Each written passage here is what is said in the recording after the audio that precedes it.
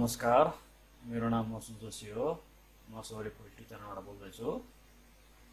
आजको टपिक छ यो फोटोलाई एडिट गरेर चाहिँ नि डिजाइन बनाउने। यसरी म हेरेर लग्दैछु।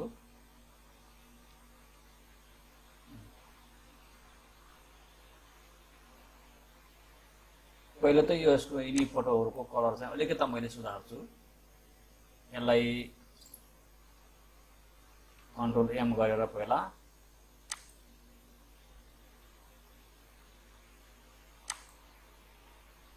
कन्ट्रोल एम गरे।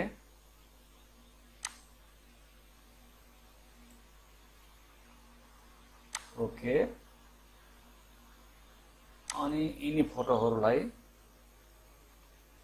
अनुहारमा अलिकति चाहिँ क्रिमी छ, यसलाई चाहिँ सफ्टनेस गराउने फिल्टरमा गए। यहाँबाट प्रोड्युसरमा गए।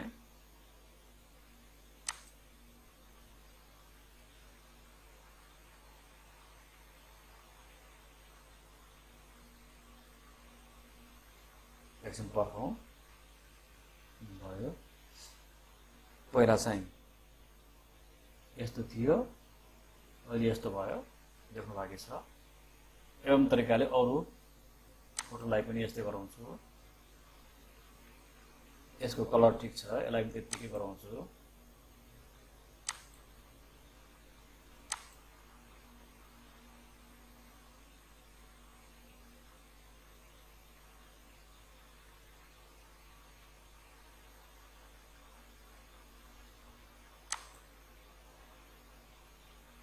यो पनि कलर ठीक छ।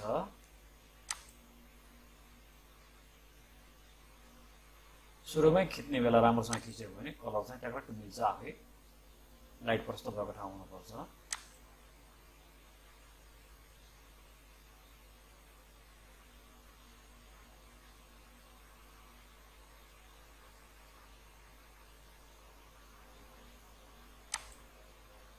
अब लास्ट फोटो यो छ, यसलाई पनि गराउँछु।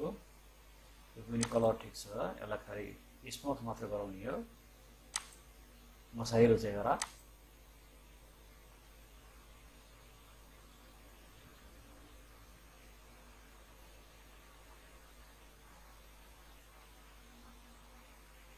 यो चारवटा फोटो चाहिँ कम्प्लिट भयो। यसलाई पनि मैले मिनिमाइज गरेर राख्दै। अब यहाँबाट कन्ट्रोल एन गरेर एउटा पेज खोल्छु। यसलाई चाहिँ यहाँनिर यो चाहिँ 12 अनि यो 8 अनि यो 300 को रेजोल्युसन 12/8 को चाहिँ फ्रेम। यो सिट भयो, फ्रेम भनिनुभयो, सिट भनिनुभयो। यो 12/8 को चाहिँ सिट हो। यसलाई यो फोटो तयार गरिसकेपछि प्रिन्ट गरेर तपाईले वालमा टाक्न पनि सक्नुहुन्छ र फ्रेम गराएर राख्न पनि सक्नुहुन्छ। अब यसलाई मैले ब्याकग्राउन्ड चाहिँ बनाउँछु। यहाँबाट गएर यो डिजाइन एउटा चाहिँ डिजाइन सेप लिन्छु मैले चाहिँ यो लिए।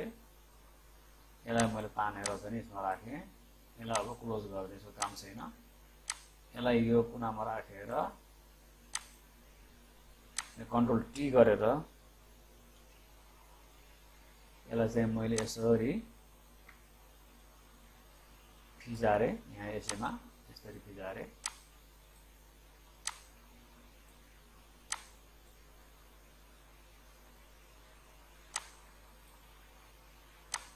ल, यो भयो।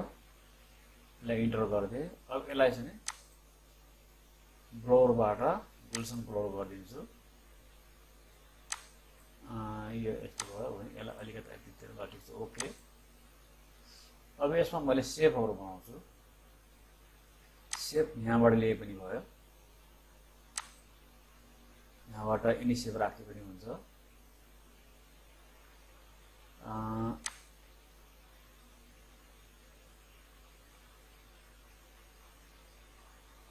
गोलो मात्र छ, त्यो चाहिँ चिप्टो फोटो बनाउनले यिनी काम छैन। यहाँ यसबाट लिन्छु मैले। अब यसरी अनि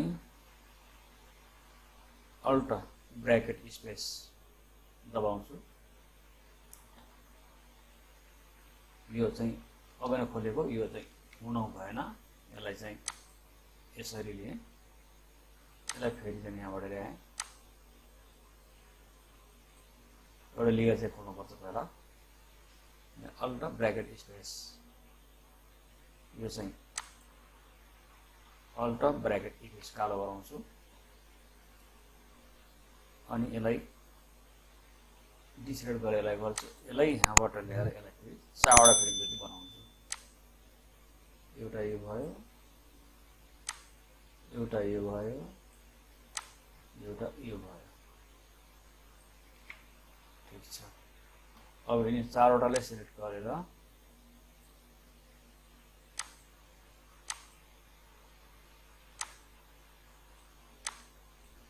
यो यो यो अनि यहाँबाट कन्ट्रोल टी गरेर यसलाई म यहाँबाट अब तान्छु शिफ्ट दबाएर। यतिकैमा ठिक छ। अब यसलाई तलमाथि गराएर मिलाउँछु एरोबाट, यो ठिक भयो। अब एउटालाई सिलेक्ट गरेर स्ट्रोकमा गएर यसलाई मैले व्हाइट, ओके ल यतिकै ठिक छ।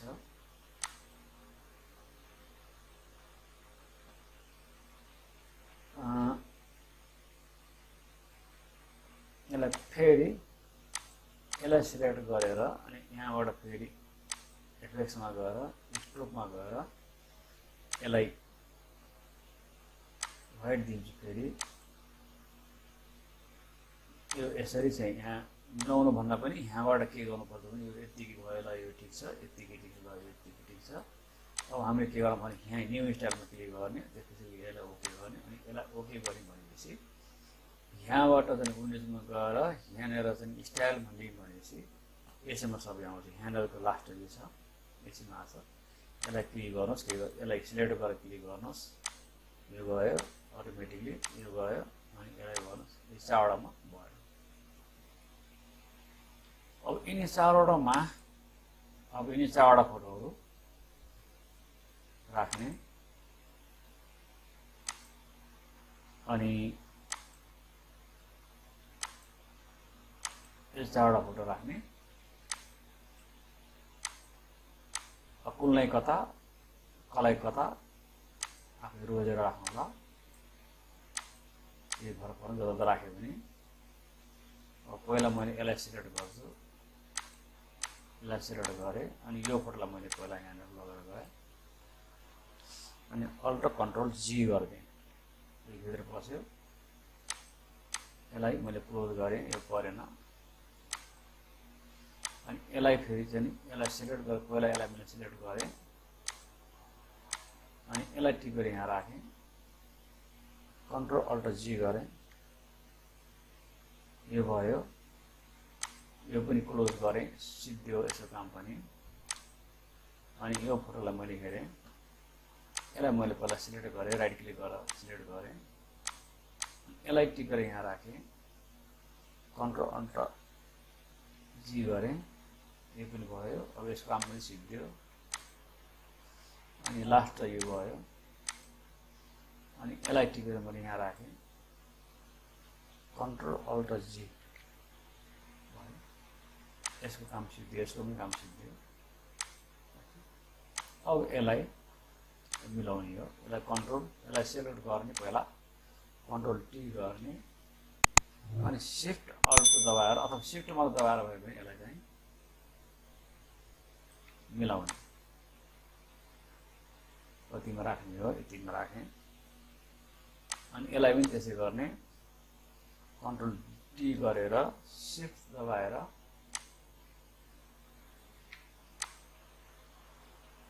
ल यो पनि भयो। अनि यसलाई पनि फेरि सिलेक्ट गरेँ, अनि कन्ट्रोल टी गर्ने, फेरि शिफ्ट दबाएर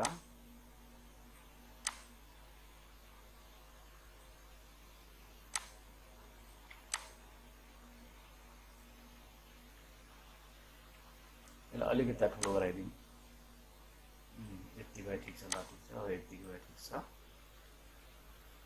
अनि यसलाई पनि त्यही नै गर्ने कन्ट्रोल टी दबाएर शिफ्ट दबाएर फेरि चाहिँ यसलाई सानो गराउने यो पनि यतिकै ठिक छ नभए यसलाई अलिकति ठुलो गराइदिउँ ल यतिकै ठिक छ ल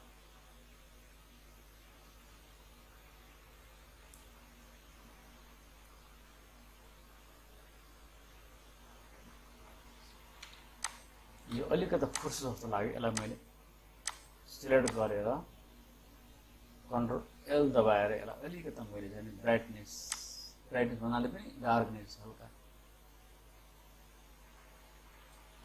यति गराइदिए यसलाई पनि कन्ट्रोल एलै गरेर फेरि ब्राइटनेस बढाइदिन्छु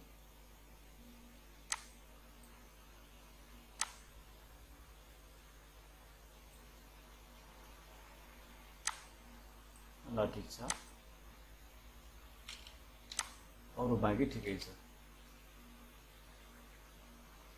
ल आज यतिकै नसिद्धियो कस्तो लाग्यो लाइक कमेन्ट गर्न चाहिँ नबिर्सनु होला नमस्कार जय नेपाल